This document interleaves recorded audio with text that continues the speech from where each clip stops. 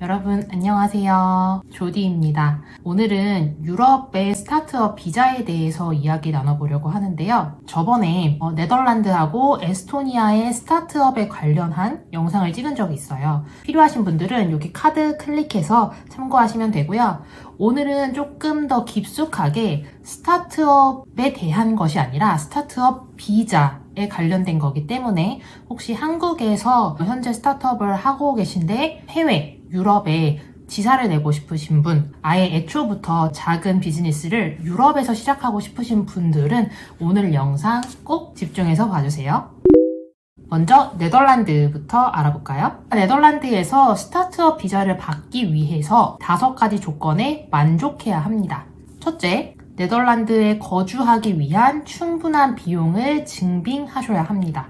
두 번째, 아이디어를 가지고 사업으로 구체화할 수 있어야 하고요. 세 번째, 본인이 하고 싶은 사업이 네덜란드 내에서 새로운 사업이어야 하고 혁신적이어야 합니다. 사실 그런데 이 부분은 말을 조금 잘 쓰면 어떤 사업이든 포장은 할 수 있다고 생각합니다. 네 번째, 퍼실리레이터하고 함께 사업을 해야 되는데요. 이 퍼실리레이터를 멘토라는 개념으로 보시면 돼요. 현재 한국에서 스타트업을 하고 계신 많은 분들은 아마 잘 알고 계실 거예요. 우리가 사업을 할 때 교육 굉장히 많이 받고 인큐베이팅이나 엑셀러레이팅 할 때 되게 전담 멘토들이 종종 있거나 하잖아요. 그래서 그거를 생각하시면 돼요. 네덜란드에서 사업을 할 때도 당신한테 어떤 멘토가 있고 그 멘토랑 어떻게 일을 할 수 있냐 뭐 이런 거를 증빙하셔야 되는데 이 네덜란드에서 공인된 이제 멘토들이 있어요. 그래서 그 리스트가 있거든요. 이 리스트를 보실 수 있는 사이트는 제가 하단에 URL로 기재해 둘 테니까 꼭 참고하시고요. 마지막 조건은 창업자인 나와 멘토가 상공회의소에 등록된 사람이어야 합니다. 그러니까 한마디로 스타트업을 시작하기 전에 먼저 네덜란드에서 사업자 번호를 가지고 있을 수도 있잖아요. 뭐 프리랜서나 1인 기업을 이미 하고 있는 사람일 수도 있을 테니까요. 그래서 나랑 멘토가 상공회의소에 등록이 돼 있어야 하고요. 아니면 이 스타트업 비자를 받은 다음에 그 다음에 등록할 것이다 라고 증빙을 하시면 됩니다.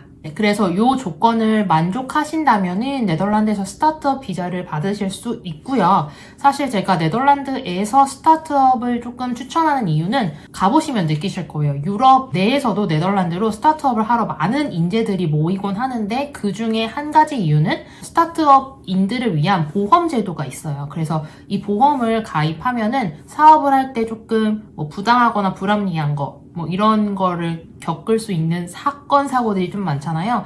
거기서 본인의 사업, 본인의 비즈니스를 약간 보호할 수 있는 보험 제도가 잘 돼 있고요. 그리고 다른 나라에 비해서 세금이 조금 더 저렴하고 그리고 국가에서 스타트업을 정말 밀어주는 국가인데 지금 현재는 거의 대부분의 나라들이 스타트업을 좀 육성하려고 합니다. 하지만 네덜란드는 이미 이 육성 사업이 오래전부터 진행이 돼 있었기 때문에 비즈니스를 하려고 하는 이제 사람들이 많이 모이는 국가입니다.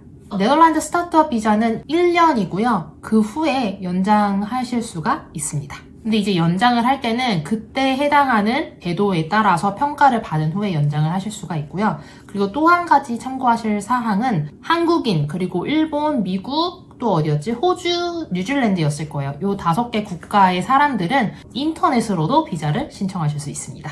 이럴 때는 좀 약간 우리나라 진짜 선진국이다 가끔 느끼기도 하고요. 그리고 제가 네덜란드에서 출국할 때 항상 애국심을 느끼는데 제가 지금 언급한 국가들일 거예요, 아마. 그 국가들은 통과가 굉장히 쉬워요. 다른 국가들은 이렇게 도장 찍고 그 심사관들하고 대화하고 그 다음에 출국을 나갈 수가 있는데 제가 말한 이 언급한 국가들은 여권 딱 찍고 얼굴 스캔 딱 하고 지문만 찍고 하면 바로 출국하거든요. 그래서 이럴 때 애국심이 좀 많이 생기죠. 그 다음은 네덜란드에서 조금 북쪽으로 올라가 볼까요? 덴마크 스타트업 비자에 대해서 알아볼게요. 덴마크에서 스타트업 비자를 받기 위한 조건이 조금은 쉬울 수도 있는데요. 첫째, 충분한 금액을 본인이 현재 가지고 있다. 증명서를 제출해야 되는데 이게 일정 기준 금액이 있습니다. 이 금액 기준을 맞히시면 되고요. 싱글, 그러니까 결혼을 안 한 사람이 맞춰야 하는 잔고하고 이제 배우자가 있는 사람이 맞춰야 하는 잔고 증명이 조금 달라요. 당연히 배우자가 있으니까 더 많은 금액을 갖고 있어야겠죠. 두 번째 조건은 덴마크의 스타트업을 운영하는 기관이 있는데 기관에서 선정한 비즈니스 전문가들이 체크를 해요. 어떤 체크냐면 당신의 비즈니스가 과연 덴마크에서 할 수 있는 사업인지 요런 거를 체크를 합니다. 따라서 뭐 레스토랑, 카페 요런 것들은 사실 불가하고요. 국내에서 창업, 스타트업 할 때 보통 어떤 거를 많이 지원을 해주냐면 IT가 접목된 사업들, 뭐 많이들 들어보셨을 AI, 인공지능, 뭐 빅데이터 이런 것들, 굳이 IT가 전문적으로 연관이 된 사업이 아니더라도 획기적인 사업이면 돼요. 그 대신 소상공인들이 주로 하는 카페나 베이커리, 뭐 레스토랑은 사실은 그거를 해외에서까지 가져가서 사업을 하기에는 적합하지 않다고 이제 이 사람들은 생각하는 거죠. 덴마크 스타트업 비자는 2년이고요. 추후 3년 더 연장이 가능합니다. 네, 그 다음은 바다를 한번 건너볼까요? 영국의 스타트업 비자입니다.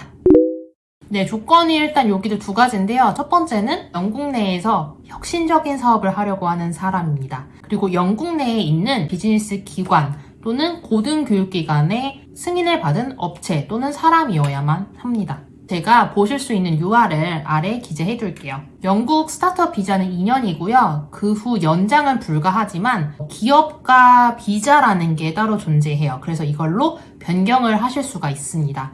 물론 변경을 하실 때 본인이 현재 꾸리고 있는 그 사업의 뭐 매출이라든지 이런 걸로 다시 평가를 하겠죠. 스타트업 비자는 약 360파운드의 비용을 내고 지원을 하고요. 그리고 영국에서 뭐 유학을 하고 있는 분들이 졸업을 한 다음에 스타트업 비자를 받으실 수도 있잖아요. 그럴 때는 비자를 새로 지원하는 게 아니라 학생 비자에서 스타트업 비자로 이제 체인지를 하려고 하는 거니까 이때는 비용이 조금 더 높아지는데 약 490파운드입니다.